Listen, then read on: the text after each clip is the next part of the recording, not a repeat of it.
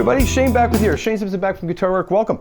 This is G pentatonic major. It's a video about the difference between pentatonic minor or blues and pentatonic major and when to use what. And there's a golden rule. There's a great book I had many years ago, The Heavy Guitar Bible by Richard Daniel.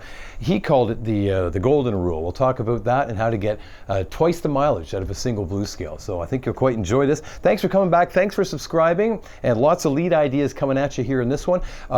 You're going to want to go in ShaneSimpson.com, grab these sheets. I'll be referring to the tab on these sheets the entire time. You'll follow along a whole lot better if you have that. Again, no charge, nothing to sign up for. Just go grab those. We'll communicate a whole lot better.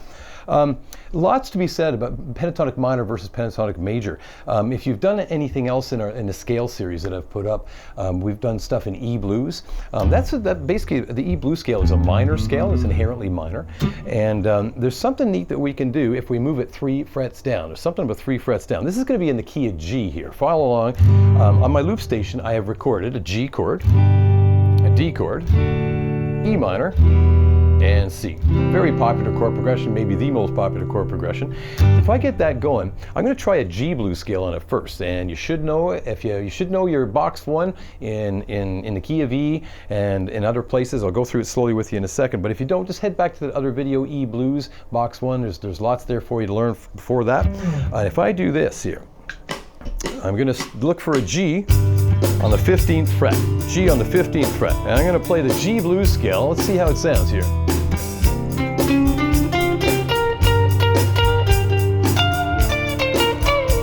Some of it works for sure, but it's that it might not be the right tone or the right shade or the right color, right? So the cool thing is, if I take that G blues scale, instead of playing it on the 15th fret, I'm going to move it 3 frets lower to my left. 1, 2, 3 frets lower. It's going to look like an E blues scale at that point. Now we'll try some ideas out of that. It's a little smoother, right? So that is now G at pentatonic major. So G pentatonic major and E pentatonic minor, or E blues, are the same thing. So the neat thing is, you can just you can move it 3 frets lower. If the song is major and you're looking for more of that sort of sweeter, what would you call it, major sound, or kind of country blues sound, you don't want that harsh blues sound. It can sound harsh over top of major chords.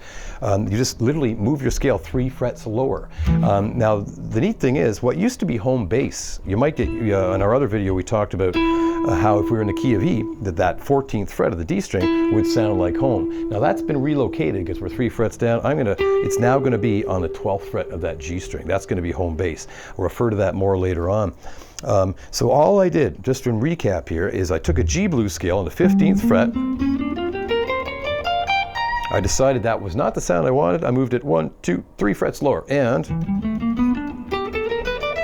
I'm playing. That is now G pentatonic major. I guess formally, because the blue note's in there, the bracketed note, that is country, people call it country blues. It's pentatonic major, and it's got something called the flat third in it as well. Don't bog yourself down with that. It's all good. So some ideas coming out of that. Now you know we're 3 frets lower. Any situation that's major, you can go 3 frets lower. You can even do it in a blues. Go 3 frets lower, and you're going to get this sweet kind of country blues sound, or happier blues sound, whatever you want to call it. Idea number 1 here, lead idea number 1 is this guy here. You'll see a bend and release there. Again, number 1 is hammered, 12, 14, and then bending 14. Let them drop. That's the bracketed note. You don't pick the bracketed note again.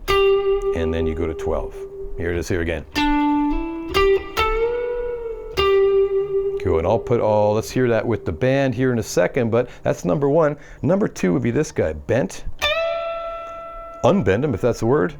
15, and then 12. And then 14 is bent. Again, number 2 is this. Good. Let's hear 1 and 2 with the band here. Here it comes.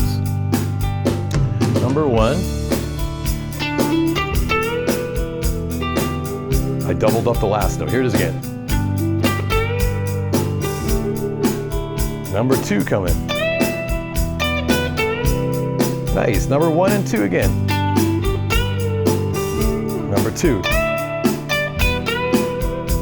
Great. Number three coming your way slowly here. And stop tape at that point. Stop tape and just get to know them, to make them part of your own vocabulary. And then you can start messing with them, change them here and there, add something at the beginning, add something at the end. Number 3 looks like this. Again, number 3. Little pull off there, 14 to 12. Cool. Stop tape there. Get that one digested. Number 4 is this guy here. I'm going to bend the 14th fret here, the G string. And I'm going to put my pinky on, bend and hold that 14. I'll do that again, sorry. Bend. I'm going to add the pinky. And I'm going to keep that bend up. See that 14 is bent? And I'm going to put the pinky on 15 of the B string. And then I'm going to release the bend, pick them again, let them drop, and then 12, 12. So it's going to get again slowly. Again, 14, or number 4. Number 3 and 4 with the band. Here it comes. Number 3 and 4 with the band here. That was number 3. Again. Number 4. I like it. 3 to 4.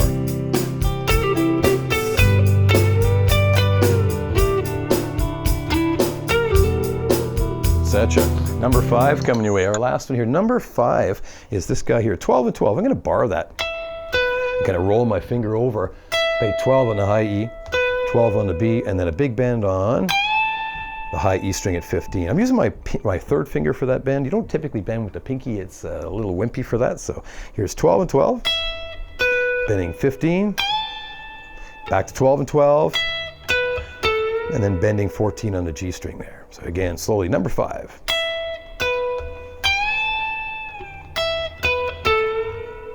Let's see how that sounds with the band. Here we go here. Number 5.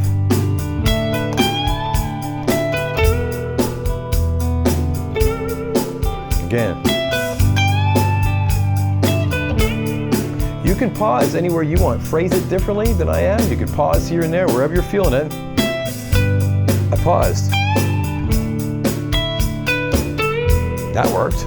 Yeah, so 1, 2, 3, 4, and 5. Back to back here, slowly. Number 1. Number 2. Number 3. And 4. Number 5. And messing around. My scale.